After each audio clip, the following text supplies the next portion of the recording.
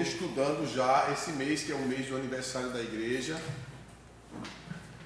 É o mês do aniversário da igreja. E nós estamos tendo esses estudos bíblicos dentro do texto que foi escolhido para este ano, que é, aliás, para esses 2 anos, né? 2025 e 2026. O tema é em 1 Tessalonicenses capítulo 5, verso 19. Não apagueis o Espírito Santo. Esse é o tema que nós estamos estudando. E uma das coisas, irmãos, que nós como crentes, uma das coisas que é difícil manter, mas não é impossível, é o fogo do Espírito Santo aceso. É mais fácil apagar do que deixar ele aceso, porque a Bíblia diz que o fogo arderá continuamente sobre o altar, não se apagará. É o que diz o capítulo 6 do livro de Levítico, né? Quando fala do sacrifício que era feito diariamente, das trocas de turnos sacerdotais, a fim de que o fogo do altar ele continuasse sempre aceso. E no Novo Testamento não é diferente. Nós não temos mais o altar físico feito de pedras, não temos em cima do altar físico os animais que eram oferecidos, não temos mais aqueles rituais que eram feitos, mas nós temos o sacrifício a Deus. E esse sacrifício ele continua de que forma? Com o nosso corpo. O apóstolo Paulo diz, no capítulo 12, verso 1 de Romanos, quando ele diz: rogo-vos, pois irmãos, pela compaixão de Deus, que apresentem o vosso corpo. Como o quê? Como sacrifício. Não é morto. Observe que antigamente o sacrifício era morto, mas hoje é vivo. Por que é vivo? Porque tem que estar consciente. Eu quero continuar servindo a Deus. Isso é a consciência do sacrifício vivo. Servindo a Deus voluntariamente. Eu vou me sacrificar. Paulo diz na primeira carta aos Coríntios, capítulo 9, Paulo diz que esmurra, que subjuga o corpo dele à servidão, à escravidão, para que Cristo seja glorificado em sua vida. Então, essa ação do Espírito Santo em nós, ela confere vida e maior certeza à nossa fé. Nas páginas do Novo Testamento, a fé sempre é mística. E quando reduzimos a fé somente a preceitos, conceitos e profissões de fé, furtamos a sua vitalidade. Ou seja, às vezes a gente faz da vida cristã, da vida espiritual, apenas uma vida de legalismo, de cumprir ordens, não é? E é claro que a gente, como crente, nós precisamos ter uma vida de obediência à palavra de Deus. Mas a obediência à palavra de Deus, ela não deve virar rito, apenas ritos. E quando eu digo apenas ritos, eu estou falando de exemplo. Nós precisamos vir à casa de Deus, não é? Vir à casa de Deus de forma ordeira e decente, fato. Mas não é porque precisamos estar na casa de Deus ordeira e decente que nós vamos criar um dogma, uma doutrina em cima disso. Como algumas denominações criam. Se não tiver de paletó e gravata, não prega. Não prega. Porque, segundo os dogmas internos dessa denominação, a pessoa não está qualificada a falar porque não tem paletó nem gravata. Então quem vai falar? Pois é. Não é? Então muitas vezes a gente se apega a essas coisas e se esquece do principal. Do principal, que é a obediência. Hoje em dia estamos em dois extremos acerca da manifestação dos dons espirituais. Indiferença de um lado e frieza do outro. Excessos desvairados e desordenados. Isso é um fato. Uns acreditam de forma demasiada na manifestação da atuação do Espírito Santo sem que haja critérios, sem que haja ordem. E outros não creem em nada, não acreditam, são extremamente frios em relação à atuação do Espírito Santo. Por isso que eu disse no começo que não é fácil manter a chama espiritual acesa. Por quê? Porque muitas coisas contribuem para a chama do Espírito Santo ser abafada na nossa vida.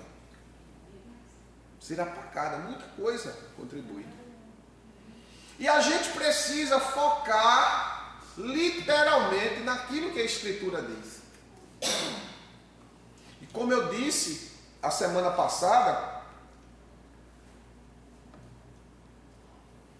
muitas vezes a gente acha que ter uma fé viva, uma fé verdadeira, é não ter declínios. Quando eu digo declínio, eu não estou falando de navegar ou naufragar na fé. Eu estou falando de declínios, tropeços. Me diga um herói da fé que não cometeu tropeço. Não tem heróis da fé. Abraão, Isaac, Jacó, Sansão, Moisés, todos tropeçaram. Em algum momento da sua vida tropeçaram. E nós não estamos isentos disso. Mas o problema não está em nós, ou qualquer um de nós, cometermos tropeços. O erro está em pararmos diante dos tropeços. Porque eu tenho, você tem, nós podemos ter. Eu não estou dizendo que você tem, mas poderá ter. Tem gente que teve uma vida espiritual extremamente de sucesso, que você não vê tropeço. Jó é um exemplo. A Bíblia não relata nenhum tropeço de Jó, mas relata o tropeço de Moisés, de Abraão, de Isaac, de Jacó, de Gideão e de tantos outros, mas não tem de Jó. Vocês estão entendendo o que eu estou falando? Então, existem pessoas que vão desenvolver uma vida espiritual extremamente ortodoxa. Mas há outros que nesse processo de manter uma vida espiritual ortodoxa, eles vão, algumas vezes, cometer tropeços. E nós, como crentes em Cristo,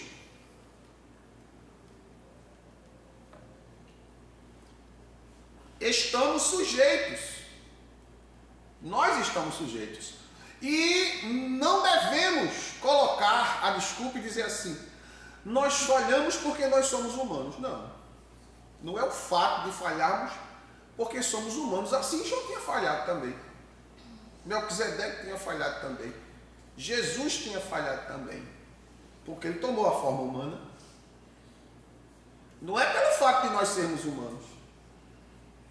É pelo fato de nós entendermos e aprendermos como lutar as batalhas da vida em Deus. A palavra de Deus diz que em Deus faremos proezas. O que é proeza? Coisas extraordinárias. Coisas extraordinárias. Coisas que transcendem o entendimento, a lógica do raciocínio humano.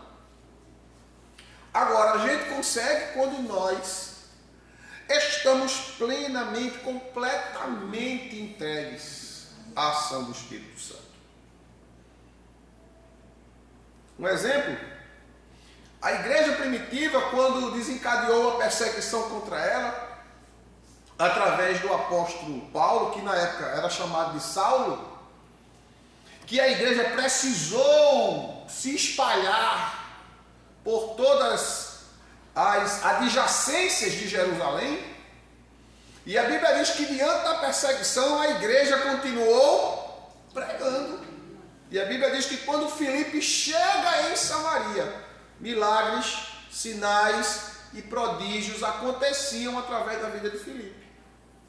Era o diácono da igreja, Filipe. E quando Filipe era poderosamente usado por Deus, justamente no momento de grande perseguição. E a perseguição, quando a perseguição vem, irmãos, tudo fica restrito na vida do ser humano, ou não? Fica restrição do sono, restrição do alimento, restrição do sossego, restrição de relacionamentos, restrição de conquistas, tudo fica restrito. Mas eles não pararam. E a Bíblia diz que o Espírito do Senhor disse a Filipe: vai para o deserto, para o caminho de Azoto. O que eu vou fazer no deserto, Senhor? Vai. Isso é estar debaixo do poder do Espírito Santo, irmão, mesmo diante da perseguição. Ele foi, porque, olha, se Deus dissesse assim para ele: Filipe, volta para Jerusalém, lá tem muita gente para ouvir. Era lógica, né? Ou não? Tem muita gente, mas para o deserto. Quando ele chega lá no deserto, sim, Senhor, eu estou aqui no deserto, e aí agora? Vem ali. O que é que está vindo? É uma carruagem. Sim.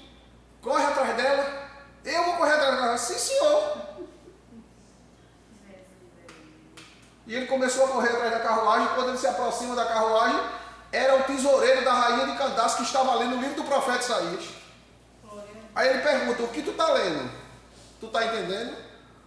Ele disse: o que está se falando aqui de fato aconteceu, ocorreu?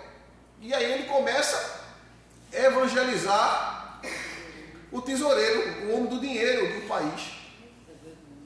Filipe sobe na carruagem, explica todo o contexto, fala para ele de Jesus. Chega um determinado momento da viagem, a carruagem continuou, não parou. Que ele diz aqui, ó, tem água aí, o que é que impede de tu me batizar? Filipe foi e batizou ele. Quando Filipe acaba de fazer o que tinha feito, a Bíblia diz que Deus o arrebatou. Então, às vezes, as coisas espirituais, irmãos, a gente não vai conseguir, evidentemente, entender todo o contexto. O apóstolo Paulo diz na segunda carta, no capítulo 5, verso 9, de Coríntios, ele diz que nós andamos pela fé e não por aquilo que nós estamos vendo ou pegando. Não andamos por aquilo que está diante dos nossos olhos. Nós cremos que Deus pode fazer algo maior do que o nosso entendimento possa entender. Deus pode. A exemplo, nós temos Misael, Ananias e Azarias. E qual era a resposta de Misael, Ananias e Azarias diante de um confronto? Olha, vocês estão sabendo que vocês têm que se dobrar?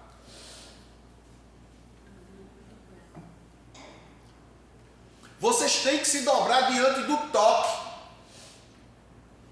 dos instrumentos que o rei determinou, e que se vocês não se prostrarem, não adorarem o poste ídolo, a estátua que ele levantou, certamente vocês serão mortos. Fizeram todo o ritual e os três continuaram de pé. Eles sabiam que suas vidas estavam em risco, em perigo. Vamos meditar. Se fosse você, não me diga, para você pensar. Se fosse eu, Jesus, olha, eu vou me dobrar aqui, o senhor sabe, né, para eu não morrer, mas eu não estou adorando, não. Isso vale? Não. É o que, mano, Senhor, eu estou aqui me dobrando para não morrer, mas o Senhor sabe que eu não estou adorando. Eu estou sendo prudente, olha, eu estou sendo prudente. Porque eu tenho filho ainda, eu tenho marido, eu tenho casa para cuidar, eu tenho uma vida para viver. Eu vou me prostrar para enganar o inimigo, mas o meu coração está voltado para ti. Alguém poderia usar esse argumento? E aí? Diante, irmãos, eles, olha, Misael, Ananias e Azarias, que eram chamados de Sadraque, Mesaque e Abednego, eles eram prisioneiros de guerra, estavam em um país que não era o dele, em uma cultura que não era dele, desenvolveram-se no meio de um sistema que não era o sistema que eles foram ensinados e educados, mas eles não esqueceram o temor a Deus. Não temeram. Não temeram. Olha, não temas, porque eu estou contigo. Não te assombres, porque eu sou o teu Deus. Sou eu que te esforço, sou eu que te sustento, sou eu que te tomo pela tua mão direita e te digo, não temas. É o que a palavra de Deus diz. Mas muitas vezes a nossa atitude é contrária ao que a palavra de Deus diz. E aí? Então por isso quando a gente fala em viver na dimensão do Espírito, não é viver apenas daquilo que a gente sabe. Não é apenas viver do ritual, do círculo de oração, do culto de doutrina, do culto de domingo. É mais além.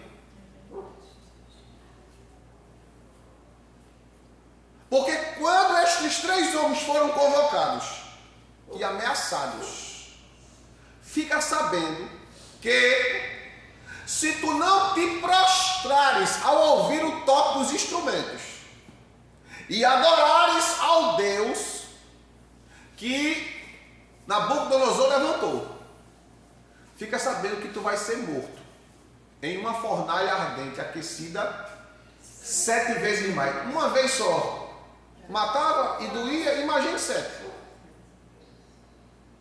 Era para não ficar nem vestido.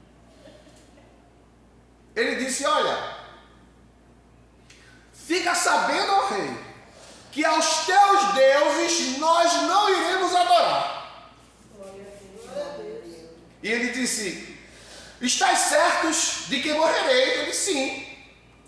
Se o nosso Deus quiser nos livrar, amém, que assim seja. Mas se Ele não quiser nos livrar, assim seja também. Ele continua sendo Deus.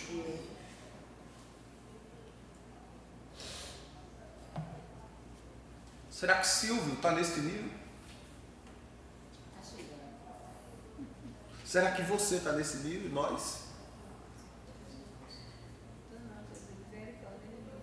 Precisamos adentrar, navegar no oceano do Espírito. Às vezes a gente molhou, às vezes a gente chegou na praia e acha que sabe muito de Deus.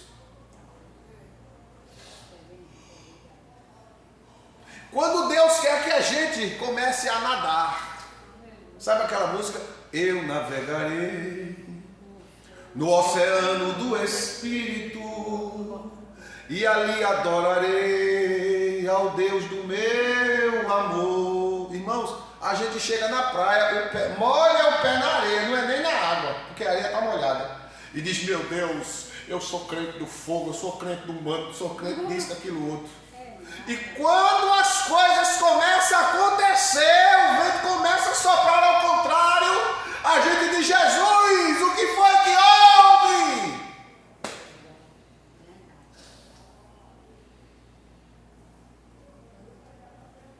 Eu não aguento mais. É muita pressão.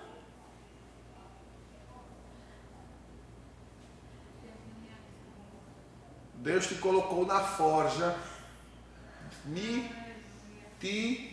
nos coloca na forja porque tem algo maior Glória a Deus. a realizar em nós e através de nós. Glória a Deus.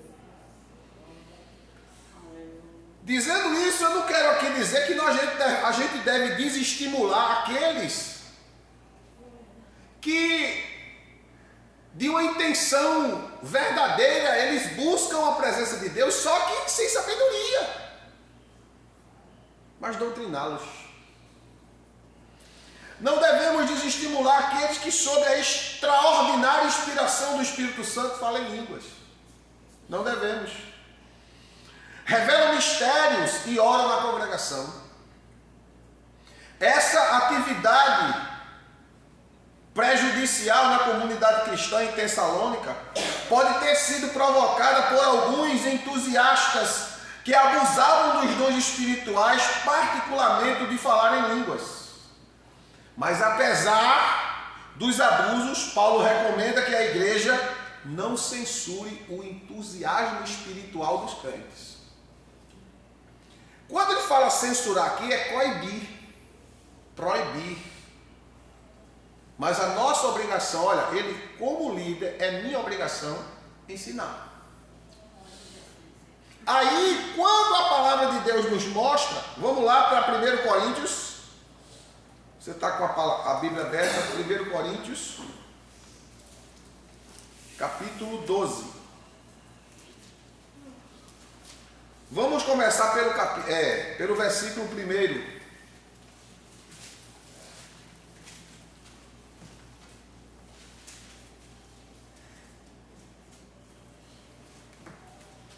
Capítulo 12, 1 Coríntios diz assim: a respeito dos dons espirituais, não quero, irmãos, que sejais ignorantes, ou seja, que você não seja uma pessoa sem o devido conhecimento.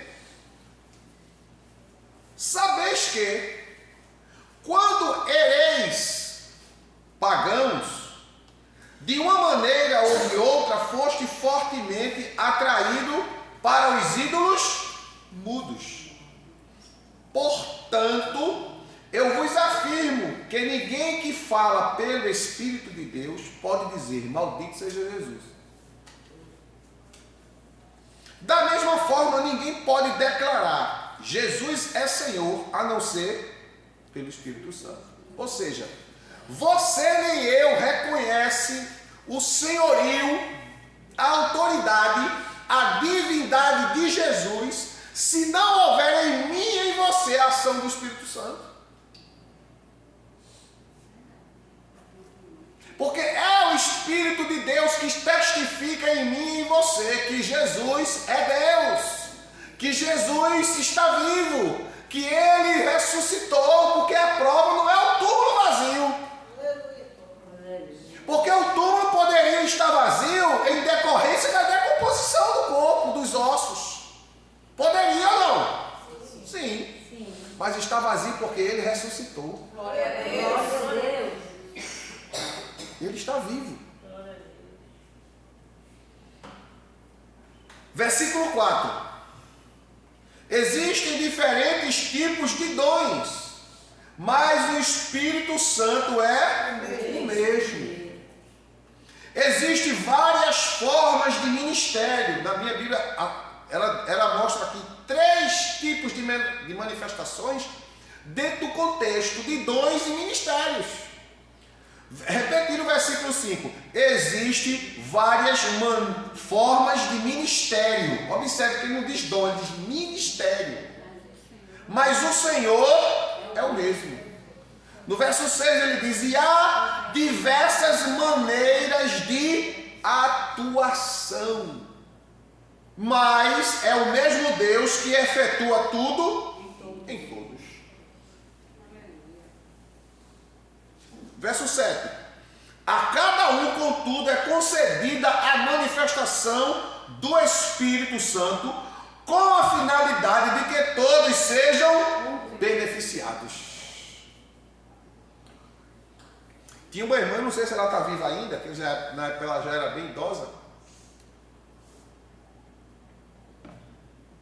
Ela era, eu não sei se era coreana ou japonesa, eu não lembro. Bem pequenininha, assim, do tamanho de assim, se fosse uma pouca coisa, assim. Branquinha. Bem branquinha, do cabelo liso, bem gordinha. E Deus deu a essa mulher um ministério que é difícil você ver, encontrar. Ela começava a pregar, irmã, era multidões. Ela pregava 10, 15 minutos, daqui a pouco ela começava a chamar quem estava enfermo. E ela colocava a mão na enfermidade e a enfermidade saía colada na mão dela. Colada. Deus fazia que saísse, vinha na mão dela. Eu nunca vi outra pessoa fora essa, eu só vi ela. Tinha outro irmão, um missionário, que agora não lembro o nome dele. Ele era da mesma forma, em alguns aspectos, porque ele começava a pregar, ele pregava 15, 20 minutos, parava, ele dizia: quem está doente, faça uma fila aqui. Ele cuspia na mão, botava em cima da doença e a pessoa ficava curada. Só vi esses dois.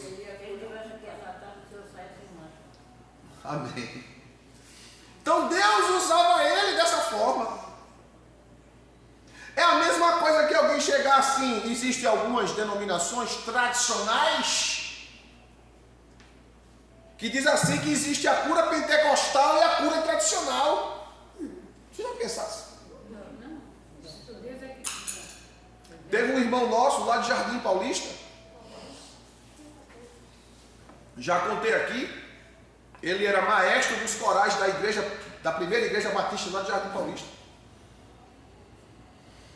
E um dia ele foi diagnosticado com uma doença na garganta e o médico disse: não tem cura. Não tem cura. Ele não podia mais cantar. E aí vocês já conheceram ele. Ele já veio aqui, aquele que fez o bolo do aniversário de crente, que ele sentou lá atrás, que ele é bem fofinho.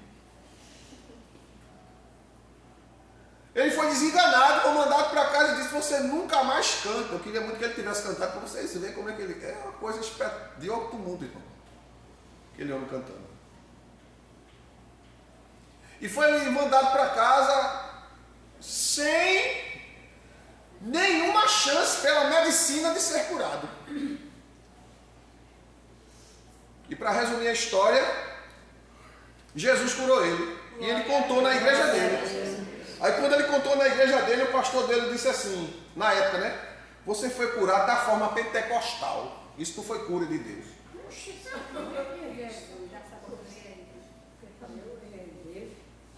E nesse período, Deus trouxe uma renovação lá, que começou a batizar muito crente com o Espírito Santo. Eu só sei, irmão, que depois disso foram excluídos, expulsos da igreja. Os que foram curados e os que queriam bater no Espírito Santo. Não, foram expulsos, literalmente. Era tradicional lá. É.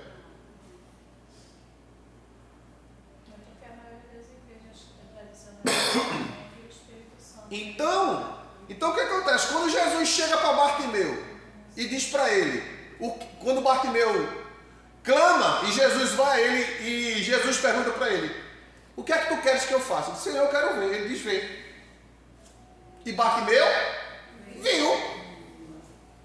Mas quando Jesus chega lá no capítulo 9 de João, que a Bíblia diz que Jesus chama um cego, e a Bíblia diz que este cego era de nascença, ele não tinha a órbita dos olhos.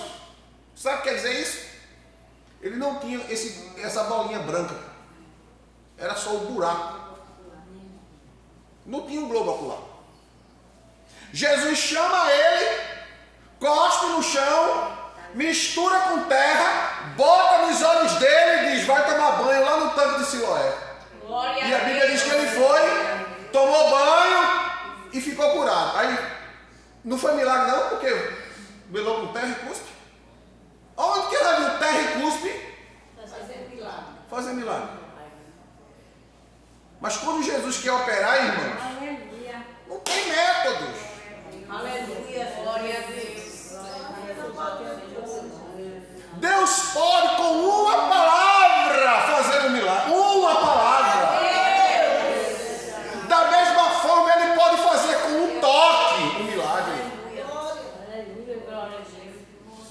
Senhor, o meu criado está em casa enfermo. Jesus disse, eu vou lá e vou dar saúde a ele. Ele disse, não, Senhor, eu não sou digno que tu entres debaixo do meu teto, mas diz uma. Pronto. Uma palavra. Jesus cura com a palavra, Jesus cura com cuspe terra, Jesus cura com uma ordem, Jesus cura da maneira que ele quiser. E eu vou dizer assim, não, Deus não cura desse jeito. Quem sou eu? Aí o texto sagrado aqui, o que a gente acabou de ler, a cada um é concedida a manifestação do Espírito Santo com a finalidade de que todos sejam beneficiados. A manifestação é concedida a todos, de forma que todos sejam beneficiados. Deus quis curar o irmão Ismael sozinho, andando na praia em oração. Foi para a praia orar. De tão desesperado que estava. E andando na beira da praia, Deus usou um vendedor de bugiganga, que é aquele pessoal que fica vendendo. Na beira da praia, disse que estava curando ele, curou. Glória a Deus.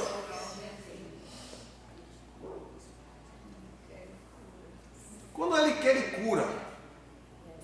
Quando ele quer preparar para outro objetivo, ele prepara ele para outro objetivo e acabou-se. Ninguém impede. Porque ele é absoluto. Então muitas vezes a gente quer domar o Espírito. Não. Nós é que devemos ser domados, dominados, controlados, guiados, orientados, conduzidos pelo Espírito Santo. Agora, a gente precisa ter um dos dons do Espírito Santo. Vamos lá ver? Verso 8. Pelo Espírito a um é dada a palavra da sabedoria, a outro pelo mesmo Espírito a palavra do conhecimento, a outro pelo mesmo Espírito é outorgada a fé, a outro pelo mesmo Espírito os dons de curar, a outro o poder de operar milagres, né? Maravilhas, a outro a profecia, a outro o discernimento de espírito. Discernir. A outro variedade de línguas. E a outro a interpretação das línguas. Entretanto, o mesmo e único Espírito realiza todas essas ações, e ele as distribui individualmente a cada pessoa conforme deseja, conforme ele quer.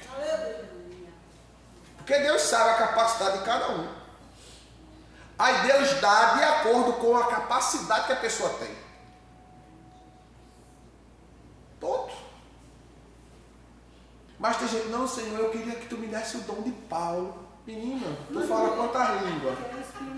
Eu não falo nem direito português.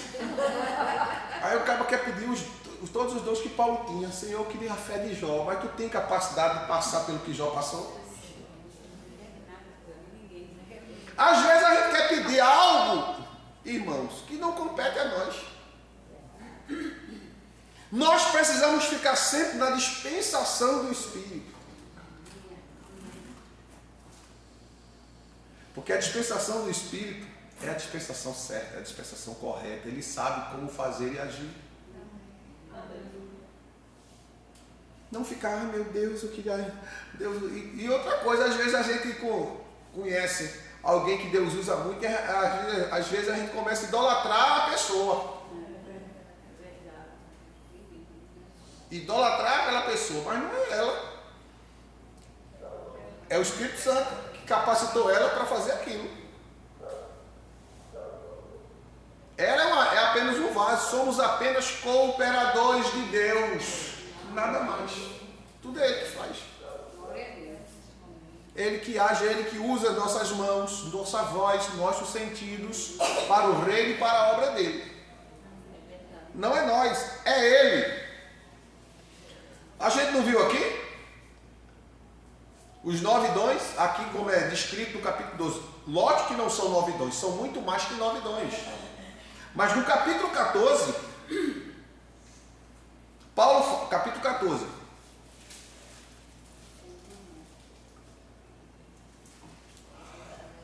Paulo fala do uso correto dos dons. Ou seja, eu tenho o dom, você tem o dom, mas eu preciso ter um entendimento no uso dos dons, porque o Espírito Santo quer me usar, mas o Espírito Santo vai me usar com entendimento. As palhaçadas, vamos dizer assim, que algum faz, não é o Espírito Santo.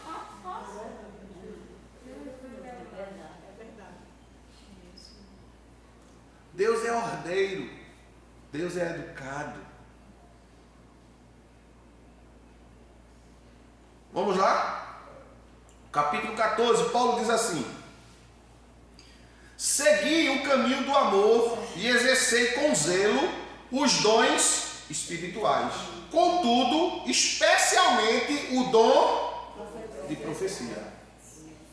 Portanto, quem se expressa em uma língua estranha não fala aos homens, mas a Deus. De fato, ninguém o compreende, pois em espírito fala mistérios. Entretanto, quem profetiza faz claramente para edificação, consolação e exortação de todas as pessoas. Quem fala em uma língua determinada, a si mesmo se edifica, mas quem profetiza edifica a igreja. Gostaria que todos vós falasseis em línguas, todavia muito mais que profetizasseis. Quem profetiza é maior do que aquele que fala em línguas, a não ser que as interprete para que toda a comunidade receba a palavra que edifica. O que é que ele está dizendo aqui?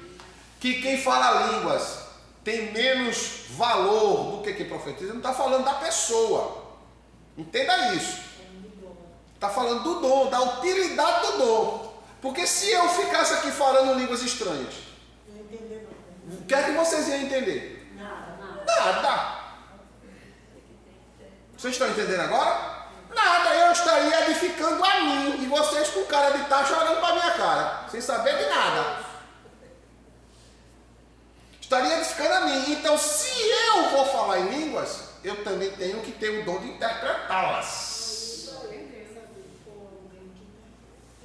Ou Deus pode usar alguém, como já aconteceu comigo. Eu estar em algum culto, Deus usar uma irmã e levantou na igreja e lançou, ficou com a mão, né, mexendo as mãos para a igreja e falando em mistério, aquela língua forte, Deus usando a irmã. E Deus foi e me deu a interpretação de tudo quanto estava falando para a igreja. Quando a irmã sentou, eu levantei a mão e disse: irmãos, Deus falou assim, assim, assim, assim, assim. Deus deu a interpretação. Glória a Deus.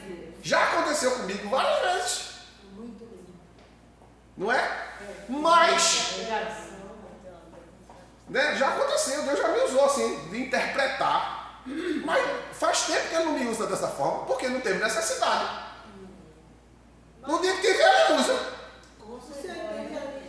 Não, na hora que a pessoa está Deus, ainda na hora do entendimento. Se tiver alguém falando assim, eu sou... Não, é o que eu estou dizendo. Interpretação é quando Deus dá. É como se a pessoa estivesse falando em português para mim.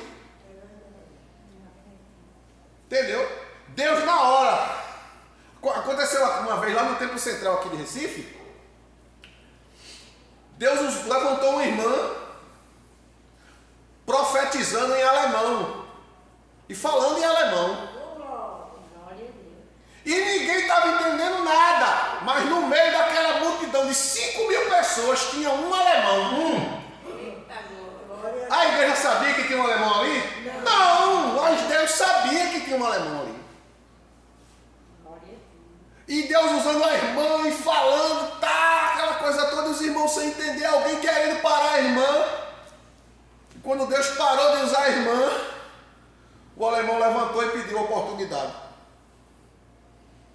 Aí contou que Deus havia falado com ele através da irmã, só que a irmã falou em alemão, e só quem estava, o alemão que estava lá era ele, e ele entendeu tudo que Deus queria dizer. E era só para ele. Não era para a igreja, era para ele. Isso é que é Deus. Pastor, eu já presenciei o senhor e a pastora Rosa aqui. Deus usando ela e o senhor interpretando também. Amém. Então acontece, irmãos, Deus pode fazer isso. E Deus quer dar isso à igreja. A gente se preocupa, eu não estou dizendo que é errado, não. A gente ora pelos enfermos, ora por desempregados, ora por tantas bênçãos, mas a gente não ora, Senhor, derrama os dons do Espírito Santo na vida da igreja. É isso aí.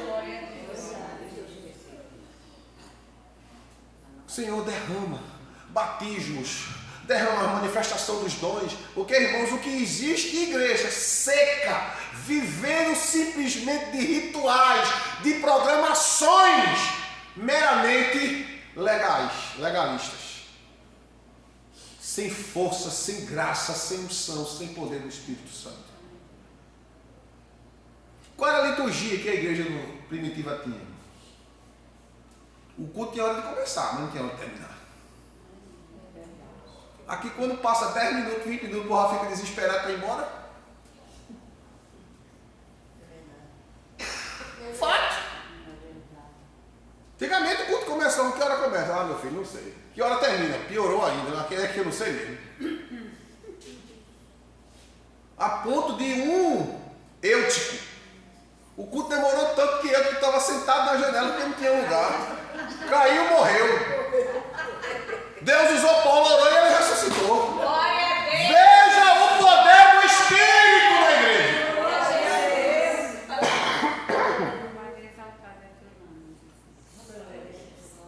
Aconteceu um incidente. Como era que a igreja ia explicar como esse menino morreu?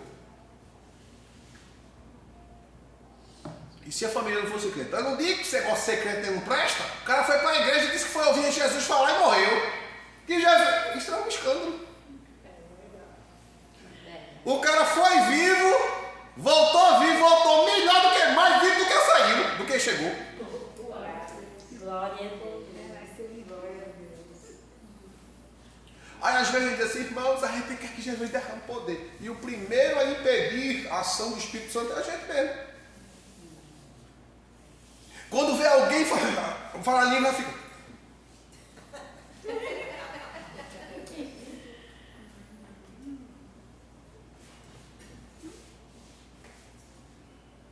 Faz prova, Glória a Deus!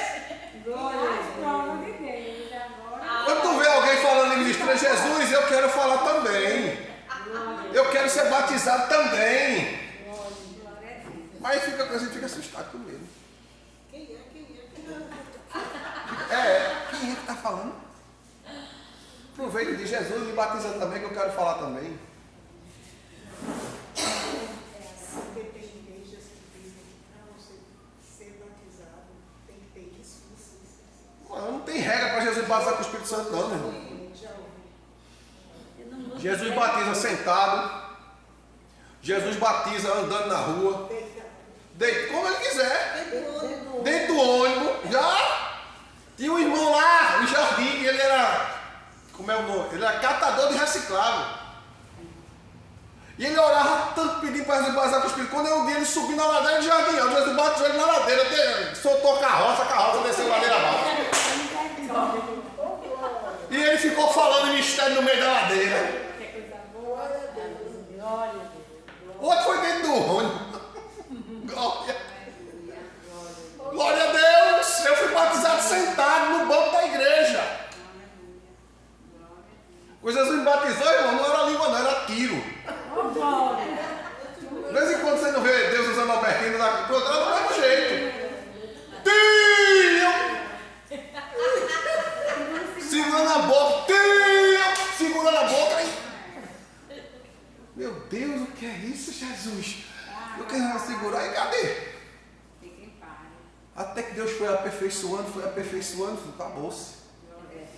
Mas a cada tiro, chega correndo dentro da igreja. Aí lá a igreja é maior do que essa.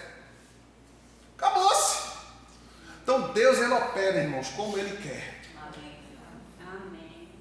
Né? Um caso de um irmão também conhecido, que Deus tinha prometido a ele que antes dele morrer, Jesus ia fazer ele com o Espírito Santo. E aí o irmão adoeceu. Escuta! O irmão adoeceu, ficou internado no hospital, bem grave, estado grave mesmo. E a esposa todo dia visitar ele, visitava, vinha embora, tal. Quando era no outro dia, depois de vários dias ele internado, a esposa dele chegou lá para visitar e olha, seu esposo veio a óbito, tal. Contou e ela ficou muito triste e começou a chorar. Daqui a pouco Deus tomou ela em línguas estranhas. Ela começou a falar línguas estranhas dentro do hospital. Aí o enfermeiro desesperado chama os médicos que essa mulher vai morrer também, como o marido dela morreu. Ele morreu falando línguas estranhas. Glória a Deus. Era o testemunho que ela estava precisando ouvir. Justamente. Foi quando ela entendeu, lembrou. Deus disse que ele, antes de morrer, Jesus batizava com o Espírito Santo. Batizou, ele morreu falando línguas estranhas. Louvado seja o nome de Jesus. Então vamos seguir aqui a leitura do texto sagrado. Portanto, meus irmãos, se eu for, versículo 6 do capítulo 14. Portanto, irmãos, se eu for até vós falando em línguas, que benefício vos trarei? Aquilo que eu acabei de dizer. Se não vos falar por intermédio de revelação, ou de conhecimento, ou de profecia, ou ainda de ensino. Até mesmo considerando objetos sem vida, mas que produzem sons, tais como a flauta, a harpa, ou como alguém poderá reconhecer a música que está sendo tocada, se os sons formados por elas não forem distintos, ou seja, não tiverem suas devidas notas. Porque até o som que a gente produz, que é o que Paulo está fazendo aqui, uma analogia entre um som de um instrumento musical, que não é simplesmente um som se não tiver uma nota melódica. Você não vai conseguir entender. Certo? Seja a bateria, seja o contrabaixo, seja a guitarra, seja o teclado. Quando ele tocar, ele tem que tocar dentro das notas musicais. Pode não ter a letra, mas pelas notas musicais você já sabe qual é o hino. Porque as notas estão atreladas ao hino, à música. Aí quando toca, ou seja, as notas dão distinção ao som e você entende. Assim são os dons. Ele está dizendo aqui, olha, se eu for falar com vocês em línguas, qual é o benefício que eu vou dar a vocês? Nenhum. Se não vos falar por intermédio de revelação, ou de conhecimento, ou de profecia, ou ainda de ensino, não tem valor nenhum. Vamos lá. Verso 8. E mais, se a trombeta não emitir um som claro e correto, quem se preparar para a batalha? Vocês estão entendendo? Paulo usa aqui os toques que eram usados. Lembra que a gente falou aqui sobre as muralhas de Jericó? Sobre os toques? Toque de guerra, toque de avançar, toque de parar, toque de recuar. Cada trombeta tinha um som específico para designar o que precisava ser feito. Aí Paulo diz aqui, ó. E mais, se a trombeta não emitir o som claro e correto, quem vai se preparar? Quem vai saber que aquilo ali era um aviso, se não tiver o som correto? Da mesma maneira, vós, se com a língua não pronunciar de sons que podem entender, como se compreenderá o que dizes? Pois estareis como que jogando palavras ao vento. Realmente, há diversos idiomas no mundo, contudo, nenhum deles é sem sentido. Portanto, se eu não compreender o significado do que alguém está comunicando, serei estrangeiro para quem fala a tal pessoa, e tal pessoa é estranha para mim. Assim igualmente vós, visto que estáis desejosos por exercer os dons espirituais, procurai amadurecer naqueles que produzem edificação para todo o corpo de Cristo. Procura amadurecer nos dons que traz edificação para todos. Sendo assim, aquele que fala em uma língua, ore para que a pessoa possa interpretá-la corretamente.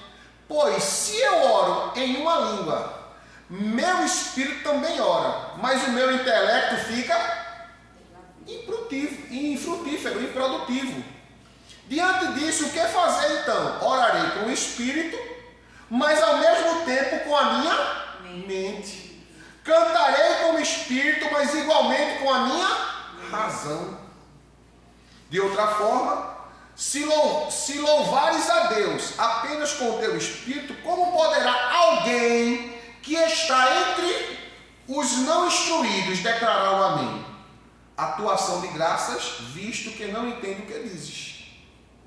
É possível que estejas dando graças muito bem, mas o teu semelhante não está sendo edificado.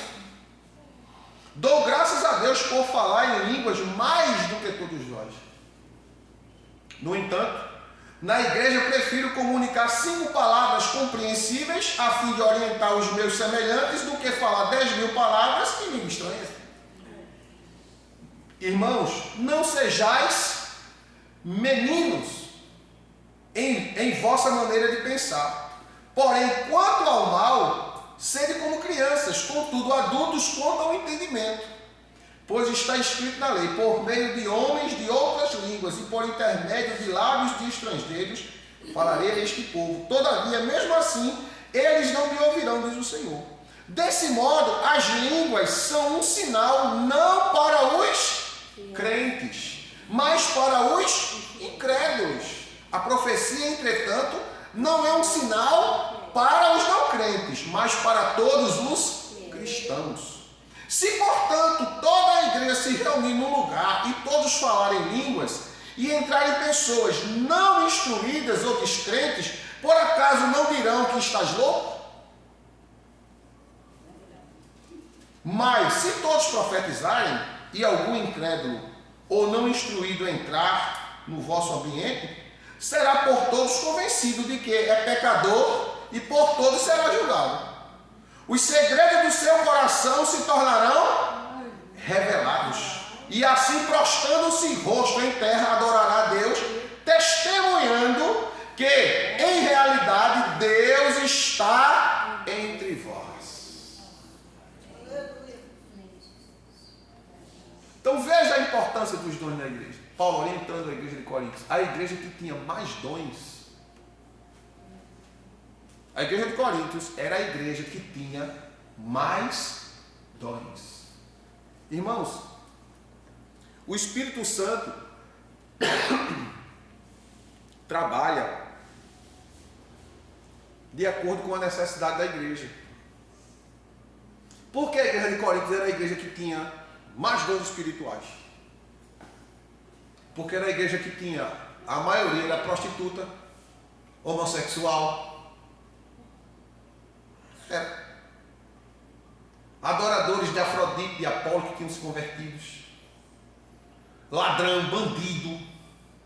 Pode ler lá no capítulo 6, verso 9, quando Paulo fala à igreja: vocês não sabem que os roubadores, os mentirosos, os idólatras, os que se prostituem, os afeminados, os homossexuais não herdarão o reino de Deus? Paulo diz: vocês antigamente eram assim, no verso 10, 6 e 10. Era uma igreja que a maioria eram de ex-homossexuais, prostitutas, ladrão. Foi a igreja que Deus derramou mais poder, mais dons. Mas era uma igreja muito desajustada. Tinha muitos dons, mas pouco entendimento. Os dons do Espírito Santo trabalham com entendimento. Não tem como dissociar-se disso. atenção, viu? Quando alguém está incorporado por uma entidade qualquer, que o pessoal aí chama de guias, de exus, de espíritos de luz, que a Bíblia chama de demônio, quando a pessoa está dominada pelo demônio, ele não tem consciência do que está fazendo. A mente dele está sendo controlada pelo capeta, pela entidade. Quando o Espírito de Deus usa o crente, ele está consciente, entendendo tudo. Seu entendimento não é tirado pelo Espírito Santo. A mente do Espírito trabalha junto com a sua mente, com a minha mente, com a sua. Que você entende o que está sendo o que está sendo feito, e você entende que não é você, é Deus que está fazendo. É diferente de quem está sendo usado pelos demônios. Professor, uma pergunta. No caso aí, a pessoa se lembra quando é Deus? Se lembra tudinho. Quando Deus usa você se lembra de tudo. Fica completamente consciente. Não esquece, não. Você pode esquecer porque a gente está sujeito a esquecer, porque a nossa mente falha, mas você não perde a consciência. Você está ouvindo, vendo e entendendo tudo que está se passando. Não, porque Deus me usou, eu fiquei inconsciente. Não, foi Deus que me usou, não, meu filho. Quando Deus usa, a pessoa fica completamente consciente. Glória a Deus. Completamente consciente. Eu ainda me lembro como hoje, quando Deus usou o irmão Márcio para me curar daquela doença que o médico mandou para casa para morrer, que eu já contei aqui a vocês várias vezes. Deus usando o irmão, botava a mão na ponta do meu pé, passava a mão aí no meu corpo todinho, agora não tocava no corpo, assim, ó, por cima do corpo, né? Tocava na minha testa, voltava, tocava no meu pé 3 vezes. E fazendo aquele barulhozinho espiritual. Ali eu me levantei e estou hoje contando aqui, novamente. Glória a Deus. Fome, hein? Quer que tu fizesse para comer, Cleide? Volta a comer. 20 dias sem comer, irmão? Já levantou procurando o que comer. 20 dias sem comer? Em 4 dias eu perdi 9 quilos. 4 dias. Imagine em 20.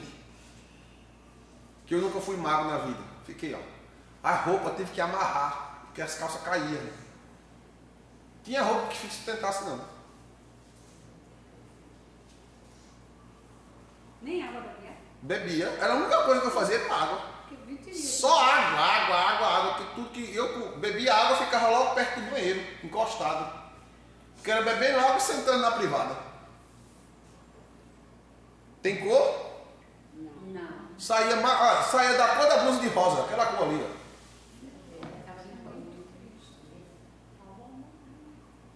Parecia, irmãos, o lixão, aquela carniça. E Deus me deu vida, me deu cura. Glória a Deus.